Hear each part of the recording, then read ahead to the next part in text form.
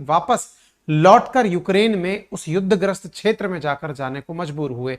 कहां हमारी व्यवस्था में ऐसी चूक रह गई, या फिर क्या हमारे विद्यार्थियों के साथ ऐसा किया जा सकता है जिसके चलते हुए उन्हें किसी युद्धग्रस्त क्षेत्र में जाकर परेशान होने की आवश्यकता ना पड़े। क्या है कहानी, आइए थोड़ा विस्तार से बताते हैं। आप सबको ये तो ज्ञात है कि रशिया यूक्रेन जो द्वंद्व चल रहा है उसके 544 दिन बीत चुके हैं। एक साल की जगह पूरे 2 साल होने जा रहे हैं। रशिया यूक्रेन कॉन्फ्लिक्ट जब शुरू हुआ वर्ष 2022 में फरवरी 24 को, उसके बाद कुछ इस तरह की तस्वीरें दुनिया ने देखी कि लोग बचा बचा कर अपनी जान वहां से भाग रहे थे। जब भाग रहे थे तो आपने कुछ इस तरह की तस्वीरें भारतीयों के भी बंकरों में छुपे होने की देखी, जिसकी वजह से बहुत सारे लोगों को तरह की परेशानियां आने लगी।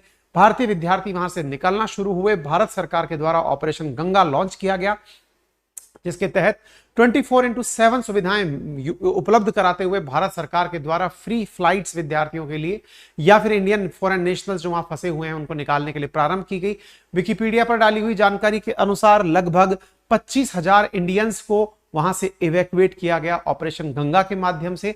हमारे द्वारा बड़ी मात्रा में वो सारी सुविधाएं भेजी गई, ना केवल भारतीयों के लिए बल्कि अन्य देश के भी लोगों ने यदि आवश्यकता पड़ी तो उनको भी हमने रेड क्रॉस की मदद से यूक्रेन से इवैक्यूएट और रशिया से इवैक्यूएट करने का प्रयास किया। भारतीय छात्र बड़े अच्छे से वहां से बच करके निकले। भारत ने इसको सेलिब्रेट किया, भारत की डिप्लोमेसी की तारीफ हुई, भारत ने ग्लोब मास्टर के माध्यम से दुनिया के लोगों को बचाया। साथ में भारत के मंत्रियों ने भी बढ़िया से सेल्फी वगैरह खिंचवाई कि देखिए हम अपने भारतीय बच्चों को वहां से लेकर के आ गए। दौर 2022 का था, सुर्खियां खूब रही, माहौल खूब रहा। इसके ऊपर प्रॉपर तरीके से कई डॉक्यूमेंट्रीज भी बनी, सब चीजें होती गई। लेकिन इसके बाद में सवाल बनना शुरू हुआ, और वो क्या था, वहां गए हुए बच्चे थे कौन, क्या कर रहे थे वहां पर। वो कर रहे थे वहां पर मेडिकल की पढ़ाई।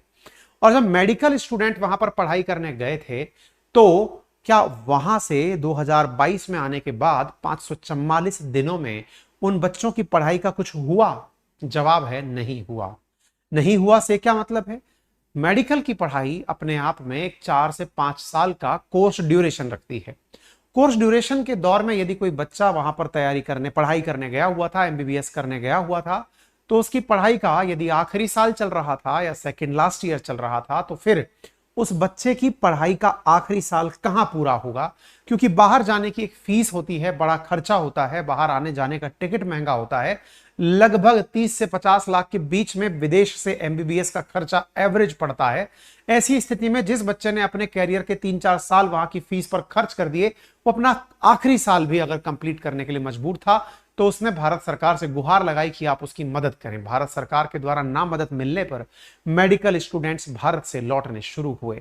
अब यहां पर पहुंचे हुए मेडिकल स्टूडेंट्स जो यूक्रेन वापस पहुंच गए अपनी युद्धग्रस्त देश के अंदर पढ़ाई पूरी करने, उन्हें इन सुर्खियों के माध्यम से आप देख सकते हैं किस प्रकार की लोगों के बीच में नफरत सहन करनी पड़ रही है। सुर्खी है, go back, Indian students face anger in Ukraine as war drags on, leave our country, Indian students living in constant fear in Ukraine amid hostility। जानकारी यह है कि जो भारतीय वहां पर गए हैं उन्हें भारत की नीतियों के कारण, क्योंकि यूक्रेनियंस का मानना यह है कि रशिया यूक्रेन कॉन्फ्लिक्ट के अंदर भारत के द्वारा किसी भी प्रकार से यूक्रेनियन का पक्ष नहीं लिया गया। भारत ने इस दौर में यूक्रेन के लाख विरोध के बावजूद भी रूस से तेल लेना जारी रखा, जिसके चलते हुए रूस की आर्थिक स्थिति मजबूत रही। इवन हाल ही के प्राप्त आंकड़ों में तो रूस की इकोनॉमी ग्रो भी करना शुरू हो चुकी है। ऐसी स्थिति में जहां एक और यूक्रेन पूरी तरह तबाह हो गया, भारत और चीन के द्वारा लिए गए तेल के कारण रशिया की इकोनॉमी ग्रो करने लगी है, और ऐसी स्थिति में उसका प्रभाव यूक्रेनियंस को चुकाना पड़ रहा है। परिणाम यह निकल कर आया कि यूक्रेनियंस ने भारतीयों पर अपने नफरत के गुबार फोड़ने शुरू कर दिए। इन स्थितियों से निपटने के लिए क्या किया जा सकता है, यह बड़ा चिंतन का विषय है। भारतीय छात्र वहां गए क्यों, अगर गए तो फिर भारत उनकी हिफाजत के लिए क्या कर सकता है, और अगर गए और उनको कुछ हुआ तो फिर इसका अगला परिणाम क्या होगा। ये बहुत सारे प्रश्न हैं जो इस सेशन के दौरान आपके मन में आते रहेंगे, ठीक है ना। लोगों का मानना है वहां पर कि इंडिया सपोर्ट करता है रशिया को इस कॉन्फ्लिक्ट के अंदर। आपको याद होगा आज से 6 महीने पहले भी हमने एक सेशन किया था कि यूक्रेन ने अमेरिका से भारत पर प्रतिबंध लगाने की मांग की थी, और यह कहा था कि ये लोग भारत वाले ही हैं जो कि एक तरह से हमारे लिए उन्हें पैसा दे रहे हैं, इनको तेल की जरूरत है और इस तेल की वजह से हम लोगों के साथ दिक्कतें आ रही हैं। भारत को रशिया का बहुत ज्यादा समर्थन तेल के दामों में भी मिला। भारत को बड़ी मात्रा में रूसी तेल प्राप्त हुआ। भारत को अपनी तरफ करने का हालांकि वेस्टर्न वर्ल्ड ने काफी प्रयास किया, नाटो देशों में शामिल करने का प्रयास किया, लेकिन भारत ने किसी भी प्रकार से किसी की नहीं सुनी। और तो और यूक्रेनियंस का तो यहां तक कहने को मिला, यूक्रेन के फॉरेन मिनिस्टर ने, दिमित्री कुलेबा ने यह तक कहा कि इंडिया वाले यूक्रेनियंस के ब्लड से रशिया का तेल परचेज कर रहे हैं। ऐसा क्यों? क्योंकि रशिया का तेल परचेज करके भारत रशिया को पैसे देता है और उस रशिया पैसे से अपने यहां पर हथियार बनाता है और उन हथियारों से यूक्रेनियंस की हत्या करता है। ऐसा उन्होंने हमारे ऊपर आरोप लगाया। कहने का मतलब यह है कि यूक्रेन इस पूरी घटना में भारत को एक बड़ा कारण मानता है। हालांकि भारत ने पूरी तरह से यह क्लियर कर दिया कि हम ना तो युद्ध के समर्थन में हैं, हम डिप्लोमेसी, डायलॉग और पीस के पक्षधर हैं। बातचीत से चीजें सुलझाई जा सकती हैं, लेकिन ऐसी स्थिति में भारत अपने स्टैंड को कि हम अपने देश में इस रशिया यूक्रेन कॉन्फ्लिक्ट के चलते हुए बड़ी मात्रा में लोगों को तेल के कारण परेशान नहीं होने दे सकते। सस्ते दामों पर तेल उपलब्ध कराना यह हमारी आवश्यकता है और इसीलिए यह सारा कार्य कर रहे हैं। इसके चलते बाद में रही सही कसर इन खबरों ने पूरी कर दी, जब भारत के द्वारा ब्रह्मोस मिसाइल भी रूस को देने की खबरें मीडिया में चलने लगी। इतना ही नहीं, रूस ने, हालांकि रूस से दोस्ती की कीमत भी भारत के द्वारा चुकाई गई, जब अमेरिका के द्वारा केवल इस आधार पर कि भारत रूस की मदद कर रहा है, इस आधार पर हमारी हीरे व्यापारियों के अकाउंट्स भी फ्रीज किए गए। कहने का मतलब यह हुआ कि भारत का रशिया के प्रति जो लगाव है, भारत का चूंकि लगाव होने का बड़ा कारण है हमारी ऐतिहासिक विरासत है। रशिया लंबे समय से हमारे साथ में, हमारे हर उसमें रहा, कन्फ्लिक्ट में हमारे साथ रहा, हमारे वॉर्स में हमारे साथ रहा।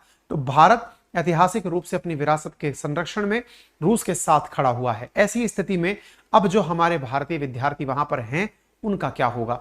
इसी बीच में रही सही कसर ये खबर पूरी कर देती है कि G20 की अध्यक्षता भारत कर रहा है। दुनिया भर के देश भारत में आने वाले हैं। यूक्रेन के लिए बहुत सारे वेस्टर्न वर्ल्ड लगातार हिमायत कर रहे थे कि उन्हें भी यहां पर आकर मंच पर बोलने की अनुमति दी जाए, लेकिन भारत ने कंफर्म कर दिया है कि यूक्रेन को हम भारत में G20 की बैठक में बोलने नहीं देंगे। इसी का शायद यह संभावित परिणाम निकला हो कि जो भारत बालक वहां पर गए हैं पढ़ने के लिए, उन्हें भारत के खिलाफ, उन्हें यूक्रेन वाले जो हैं वो गलत तरीके से ट्रीट कर रहे हैं। आप इधर देख सकते हैं कि भारत के अंदर जो मेडिकल स्टूडेंट्स गए वहां पर, उनके लिए लगातार बच्चों के द्वारा ये प्रयास किया गया कि उनको भारत सरकार के द्वारा कोई ना कोई मदद उपलब्ध कराई जाए, उन्हें कुछ इस तरह का प्रयास कराया जाए ताकि उन्हें वापस वहां जाने का मतलब परेशानी ना हो। आपको मालूम होना चाहिए कि जब कोई बच्चा वहां से लौटकर आया है तो उसकी भारत सरकार से यह भी अपेक्षा थी कि या तो हम किसी और देश में जाकर अपनी डिग्री पूरी कर लें या भारत सरकार ही हमें कोई अपॉर्चुनिटी दे दे। लेकिन वास्तविकता यह निकली कि उन बच्चों के पास में कोई भी ऑप्शंस क्रिएट नहीं हो पाए। मजबूरन अपनी पढ़ाई को बीच में रुका हुआ देखकर बच्चों को मजबूरी में अपनी जान हथेली पर रख करके यूक्रेन जाना पड़ा और यूक्रेन जाकर के अब वो इस प्रकार की सिचुएशंस फेस कर रहे हैं। बड़ी मात्रा में बच्चों के द्वारा 17 अगस्त को प्रोटेस्ट भी किया गया और कहा गया कि यूक्रेन से आप हमें लेकर के आए और ऐसी स्थिति में आप हमें लेकर के तो आ गए, अब हम क्या करें? ऐसी स्थिति में यूक्रेन जब जाना चाहते हैं तो यूक्रेन हमें आने नहीं दे रहा है, हम बीच में अधूर झूल में अटक गए हैं, हमारा है कुछ रखवाली कीजिए। आप देखिए बड़ी मात्रा में बहुत सारे एफएक्यूज निकल करके आए कि जो बच्चे रशिया से या यूक्रेन से और चाइना से लौटकर आए उनके लिए क्या क्या होगा। असल में उनको कोई भी फायदा उपलब्ध नहीं हुआ। इसमें बड़े सवाल उठने लगे लोगों के कि भारत के अंदर बच्चे नीट यूजी का पेपर देकर के एग्जाम क्वालिफाई करके अपनी सीट रिजर्व करते हैं, भारत सरकार उन्हें कैसे मदद दे सकती है? लेकिन उन्हें विकल्प तो सुझाए जा सकते हैं। निश्चित ही भारत सरकार को इस विषय पर प्रयास करना चाहिए।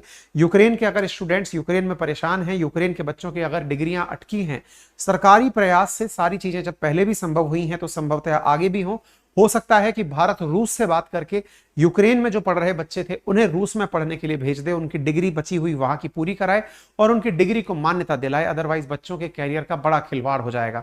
आपकी इस विषय पर क्या राय है जरूर हमें कमेंट बॉक्स में बताएं। क्या यूक्रेन से जो हमारे बच्चे लौटे थे उन्हें भारत के अंदर अकोमोडेट किया जाना चाहिए या भारत सरकार बात करके, क्योंकि एक तरह से जो सोवियत रूस के साथी देश हुआ